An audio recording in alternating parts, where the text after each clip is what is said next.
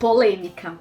Essa semana saiu uma decisão judicial de extrema importância. O que é essa decisão judicial? É declarando a justa causa, confirmando, a justa causa que foi dada a uma empregada gestante. Isso quer dizer, simplesmente, sendo curta e grossa, que quem tem estabilidade, pode ser cipeiro, pode ser acidente do trabalho, gestação, pode ser mandado embora por justa causa, sim. Ah, mas Carol, não tem nada a ver uma coisa com a outra.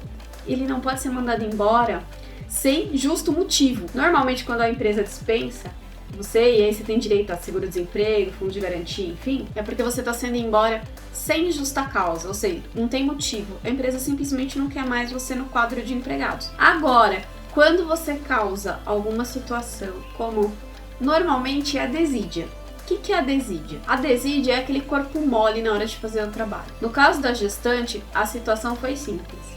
Ela informou que estava grávida e começou a faltar. Sem justificativa. Ah, faltou porque faltou.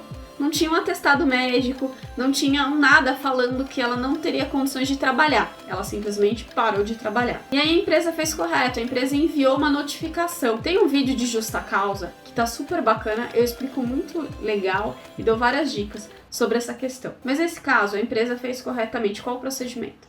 Mandou um telegrama, que a gente chama, Um telegrama, uma carta, enfim, pra empregada, falando para ela comparecer ou prestar esclarecimentos porquê das faltas. E aí ela continuou faltando.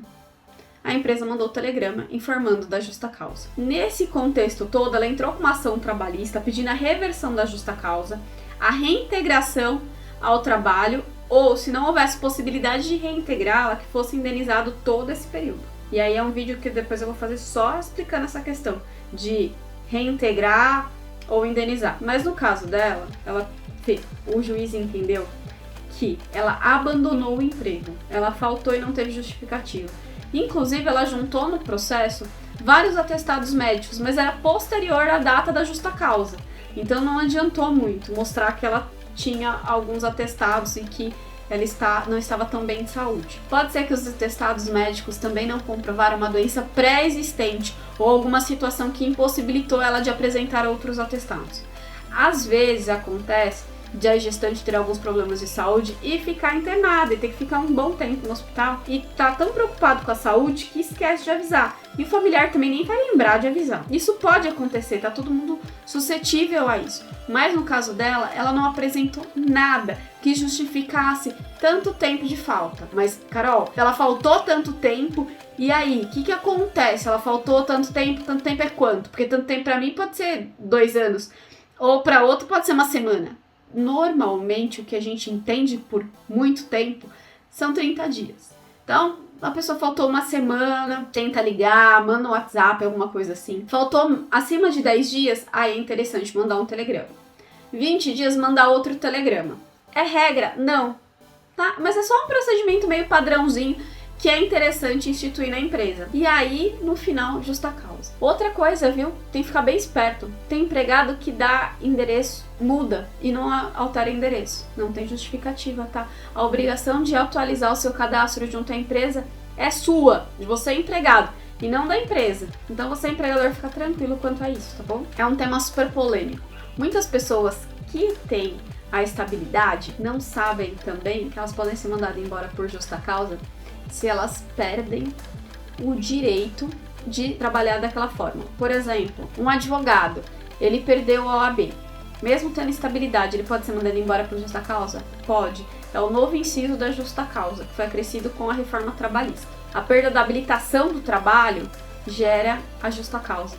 Então, mesmo se você tiver estabilidade, você vai ter o problema da justa causa.